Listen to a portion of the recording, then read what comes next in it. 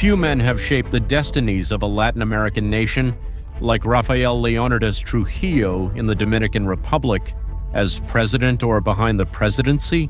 For 31 years, the old island, Hispaniola, now turned into a republic, was under the iron command of the chief, the benefactor, the goat or little cap, as he was called by his followers or detractors.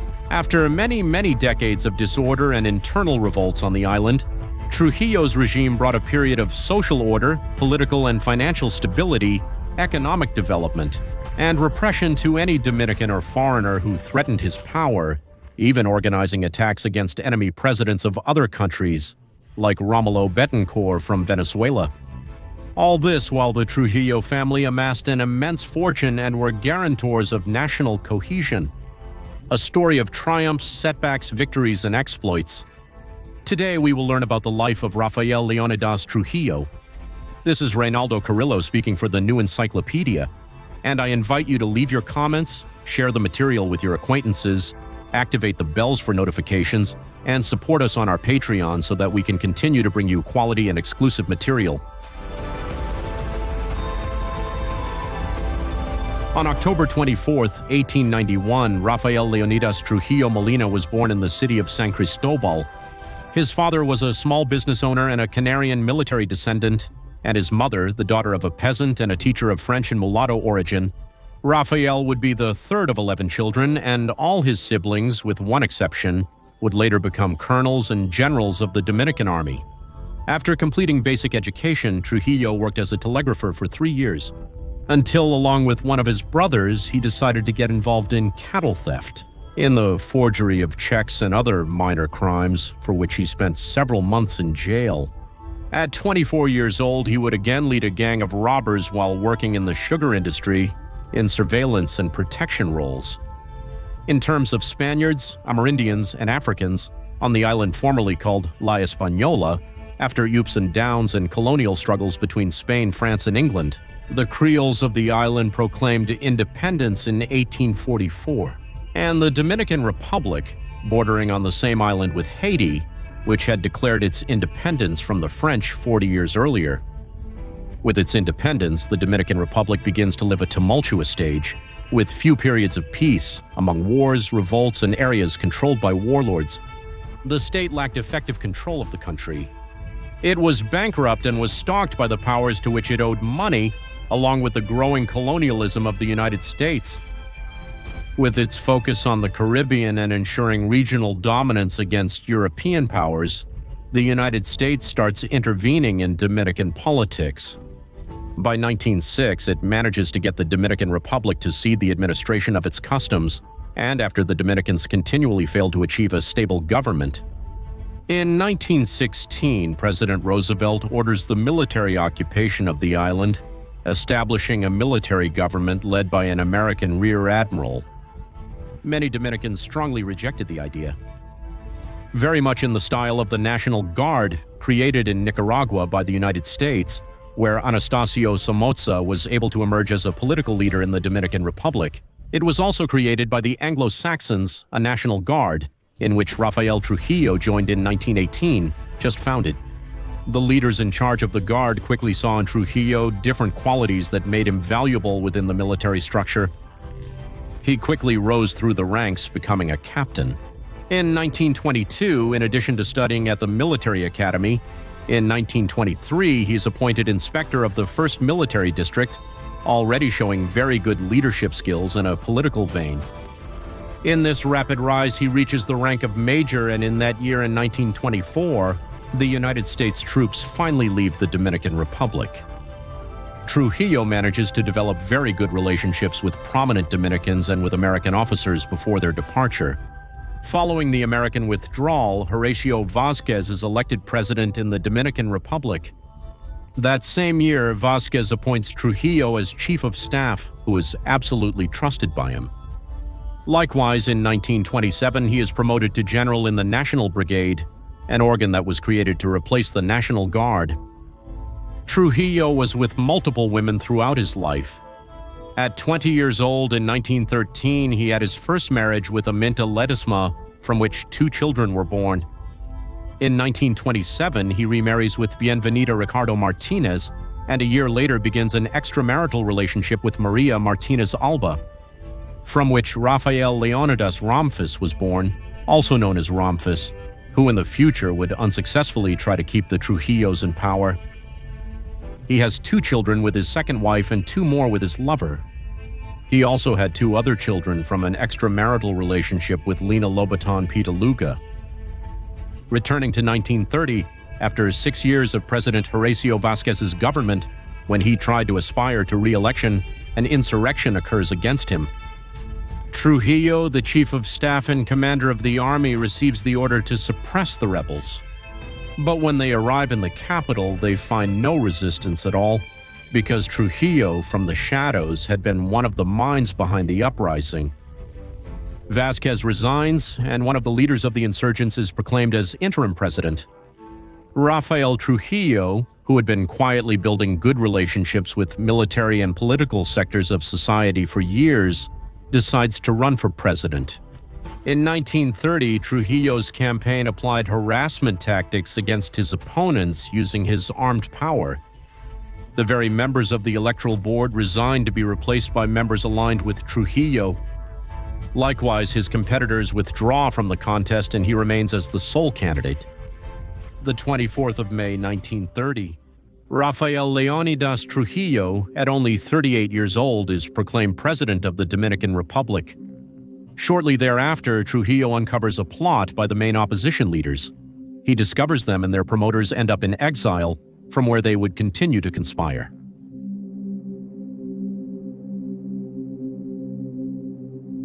In 1931, Trujillo's government began a major economic reform in the country, in which the payment of the United States debt amortization was suspended. Public spending and bureaucracy were substantially reduced, and imports were gradually reduced in favor of exports to balance the trade balance. Now, the fundamental and most striking milestones of the 30 years of Trujillo's rule in power will be seen later in the video. Returning to his first year of government, he also founded the Dominican Party, which would become the political and ideological structure that, along with the military, would support Trujillo's regime until its end. This would be the only party allowed during this stage, with few exceptions at certain junctures. After many years in which the Dominican Republic lived in constant instability and conflicts, Trujillo was increasingly viewed by many as the one who could guarantee order and peace. This imbued him from his early years with intense support from different political sectors and the population. By 1933, the National Congress named Rafael Trujillo as the Generalissimo of the national armies. During these early years, Trujillo manages to consolidate his command and exile or marginalize the various opposition actors. By 1934, again as the sole candidate, Trujillo is elected for the second time to the presidency 4 years later by 1938. Due to external pressures, Trujillo decides not to aspire to a third presidential term and nominates Jacinto Bienvenido Peñado from his own party, although Trujillo would continue to be the strongman of the country. During this century, international bodies led by the Anglo-Saxon world demanded all countries to adopt electoral models of alternation in power, regardless of the history, particular context, and unique political tradition of each people. Therefore, Trujillo maintained this strategy of changing presidents while he remained as a sort of informal head of state. By 1942, after the presidency of Jacinto Bienvenido, Rafael Trujillo is once again nominated by the Dominican Party and the newly created Trujillista Party and elected for the third time as president. In 1944, the Dominican Republic celebrated its centennial as a republic, and Trujillo plunges the nation into a celebration called the Centennial Festivities. By 1947, Trujillo is once again the strongman with the necessary support to stay in power. He proposes a new presidential term, and this time the government allows 2 small opposition parties to participate. Trujillo still wins with 90% of the votes for a new period from 1947 to 1952. Finally, after Trujillo's 4th presidency, his brother Hector Trujillo is launched as a candidate. first elected for the period from 1952 to 1957, and re-elected again for the period from 1957 to 1962. Although he would serve as president until 1960, when he resigned due to pressures from international powers. In the last years of the Trujillo crisis, Trujillo's government was not exempt from attempts at overthrow, like the expedition of exiled Dominicans and Cuban militiamen. In 1947, which was stopped before they landed in the Dominican Republic in 1959, there was another attempt by exiles who arrived by air and sea and fought for days with the Dominican army until they were defeated and many of them were shot. However, beyond this, during the 31 years of Trujillo, stability and political order prevailed, with very few freedoms for the opposition and repression of any destabilizing element of his government.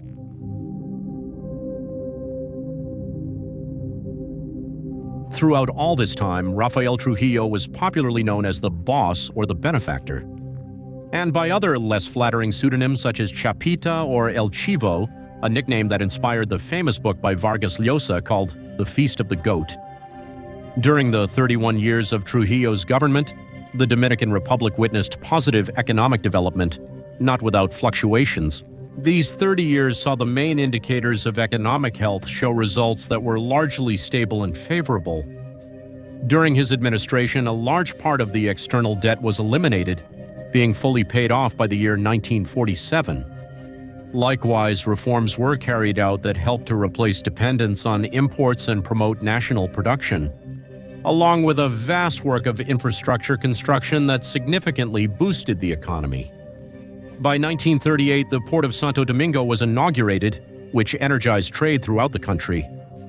During these years, the government also promoted a significant industrialization process, which focused on the agricultural and livestock sector.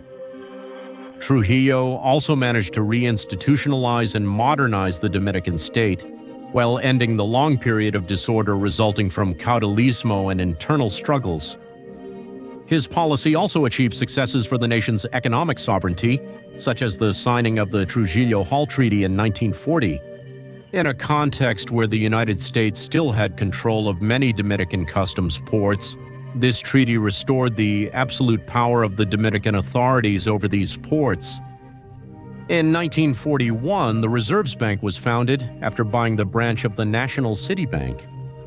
After the United States dollar was the official currency of the country for several decades in 1947, the Central Bank of the Dominican Republic was created and the Dominican peso was established as the legal tender.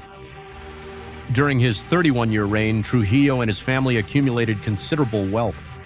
With the purchase of numerous assets, estates, and businesses in the country, at prices so low they almost seemed like expropriations, reaching a wealth that exceeded hundreds of millions of dollars. By 1960, he owned 60% of the Dominican sugar industry. For the Trujillo government, it was also of great importance that the state support the Catholic Church with resources and preferential treatment, the predominant faith in the Dominican Republic and a unifying factor of the country's souls. The relationship between the government and the church was not always smooth. Father Rafael Castellano was one of the priests who, when appointed archbishop. With only 2 years after Trujillo came to power, he expressed opposition and refusal to obey his dictates. Trujillo withdrew subsidies to the church in protest and asked the Holy See for the archbishop to be removed and the previous archbishop to return, which ended up happening shortly after. By 1954, in the Vatican State, Trujillo received the Grand Cross of the Piana Order, and he signs a concordat with the church that guarantees the church to continue receiving preferential treatment from the Dominican government. However, the strengthened friendship with the church would not last too long. When, in 1960, amid growing internal and external opposition, the bishops of the Dominican Republic issued a pastoral letter rejecting the Somoza regime, which was a year from ending, Trujillo maintained friendly ties with Nicaragua, the Somozas, and Franco's Spain. Just as he sought to interfere in the internal politics of other countries in the region, where presidents who actively opposed Trujillo's government were in power. Such was the case with Romulo Betancourt in Venezuela, who collaborated with the Dominican conspirators who were against Trujillo. And as a result, the Venezuelan president suffers an assassination attempt in Caracas in 1960 through a bomb in his vehicle placed by Trujillo's agents. The Venezuelan president was injured but survived the bomb attack. This led the Organization of American States to approve breaking relations with Rafael Trujillo and impose sanctions on the Dominican Republic. Trujillo also gave strong support in money, military equipment, and troops to Fulgencio Batista in Cuba. To confront the revolutionaries led by Fidel Castro, Castro, already in power, threatened to overthrow Trujillo. And he strengthened the military defense of the island and created a foreign legion to defend Haiti against a possible Castro invasion. One of the regular concerns of the Trujillo government was the issue of migration. Immigration from neighboring Haiti, with a largely distinct ethnic and cultural population, was especially significant. Many Haitians had emigrated due to the better economic situation in the Dominican Republic, and a good portion of Dominicans did not view this favorably. According to Trujillo, the mass immigration caused various issues for his nation. Added to this border concern was the fact that the Haitian government was supporting opponents against Trujillo to launch an invasion from that country. Therefore, Trujillo established new limitations on migration, and in 1936 he reached an agreement with the Haitian president regarding the border limits of each country. This resulted in a significant population of Haitians who were in border territories now being in Dominican territory. In response, the Trujillo government ordered their expulsion by any means necessary. The operation to deport them from the Dominican Republic turned into what is still denounced today as a massacre, in which the Dominican army ended the lives of approximately more than 10,000 Haitians. This 1936 event marked the start of diplomatic conflicts with the United States. Several American congressmen demanded the breaking of relations with the Dominican Republic. So in 1938, Trujillo agreed to pay compensation of $750,000 to the government of Haiti. During the rest of the Trujillo era, good economic and diplomatic relations with the United States were encouraged, not without tension points that reached their breaking point in 1956. When the United States broke off relations with the Dominican Republic following the kidnapping of Jesus de Galindez, a prominent left-wing separatist Spanish exile who lived for a time in the Dominican Republic, but who, while residing in New York, was kidnapped and taken to the Dominican Republic in a careful operation orchestrated by Rafael Trujillo for 1939. Despite Trujillo's strong anti-communism, the entry of thousands of exiles from the Republican side of the Spanish Civil War was allowed on the island. And for 1952? Meeting with General Francisco Franco, do you agree that the immigration of more Spaniards to the island is encouraged? Another notable aspect was Trujillo's contradictory environmental policy. On one hand, the country's first national park was created, and an official body was established for the protection of the park system. Similarly, the Verado del Yaque Nature Reserve was substantially expanded, and the felling of pine trees without due authorization was prohibited. However, on the other hand, large sawmill companies associated with Trujillo deforested an immeasurable amount of hectares of forests, destroying their flora and fauna. After the end of the Trujillo era, indiscriminate logging returned, to the point that subsequent governments had to launch military incursions against illegal logging. Trujillo gained immense popularity at different periods of his government. Even until his last days, he had a significant number of privatizing supporters. This was politically exploited to promote his image throughout the country. Such was the cult that in 1936, Congress approved that the capital, called Santo Domingo, would be renamed Ciudad Trujillo. And eventually the highest peak in the country was named Pico Trujillo. In his honor, statues of the leader were erected throughout the country. Vehicle license plates included the slogan Viva Trujillo, and he was awarded honorary titles such as Father of the New Homeland, Benefactor of the Homeland, and Protector of the Church.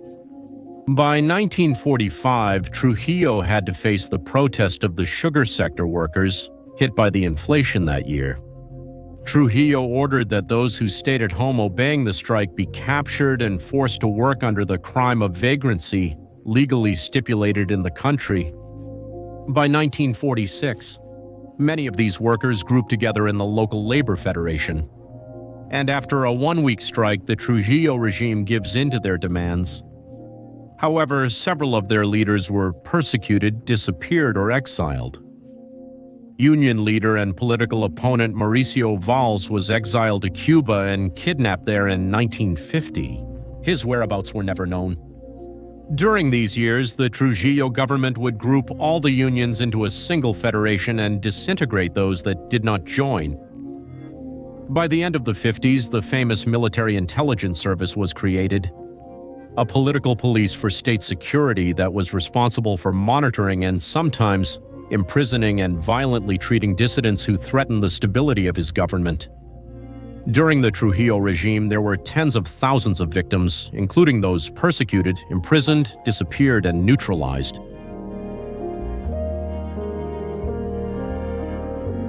As we mentioned, since 1956, Dominican relations with the United States worsened. The Dominican Republic refused to accept the model of electoral democracy that international powers were increasingly imposing on all countries. This, coupled with the attack on Betancourt and the growing internal opposition to nearly 30 years of Trujillo's rule, marked the end of the regime. Just as various actors in the United States sponsored the fall of Batista in Cuba in favor of Fidel Castro, the CIA and other American elements began to devise a plan to overthrow Trujillo. On Tuesday, May 30th, 1961, at 9:45 in the evening, with weapons and logistical support supplied by the CIA, a group of Dominican opponents carried out an ambush on the vehicle he was traveling in. The car received 60 bullet impacts, 7 of which ended the life of Rafael Leónidas Trujillo. The reasons behind this action by the United States remain a subject of debate. Rafael Trujillo's son, Ramfis Trujillo, promptly travels from Paris to the Dominican Republic to handle the situation. The formal president at that time was Joaquin Balaguer, who was vice president after Trujillo's brother resigned as president in 1960. The entire security apparatus of the Dominican state was turned to the search for the perpetrators. Over the days, they found almost all of them, and they were executed by orders of Ramfis Trujillo. The United States government had promised support to the perpetrators of the assassination, but that support never came. Thousands of Dominicans attend Rafael Trujillo's state funeral to pay their respects. President Balaguer expresses, "The moment is therefore propitious for us to swear on these beloved relics that we will defend his memory and that we will be faithful to his slogans, maintaining unity." Dear Chief, see you later, your spiritual children, veterans of the campaigns you fought for over 30 years. We will look at your tomb as a solemn symbol, and we will not omit means to prevent the flame that you lit on the altars of the Republic from being extinguished. The Trujillo family seeks a new arrangement to retain their authority, with Balaguer, who remained president, but with the death of the leader who guaranteed cohesion, his days were numbered. The 19th of November, 1961. There is an uprising in aviation that deposes Balaguer and marks the definitive end of the era. Trujillo, a state council, assumes command of the country and calls for elections for the following year, where Juan Bosch emerges victorious. The Trujillo family finally flees the country, and Ramfis Trujillo removes his father's body to later be buried in Paris. After the death of Trujillo and the new presidency of Juan Bosch, who was overthrown after 7 months, the Dominican Republic begins to experience tough years of political tension among the different factions. Overthrows and even a civil war that culminates in a new American military occupation. However, this will be a story for another time. Thus ends the life of the boss, the benefactor, the goat or chapita, facing a sea of memories that range from nostalgia for that old and quiet Dominican, and the sorrow of those who opposed his government and did not live to tell about it. Behind the authoritarianism and the hard hand, the Dominican Republic experienced a period of economic development and political stability that it had not known until then. I hope you liked this video. Reynaldo Carrillo spoke to you, and remember to leave your comments, like the video, activate the bell for notifications, and follow us on our Instagram account called The New Encyclopedia.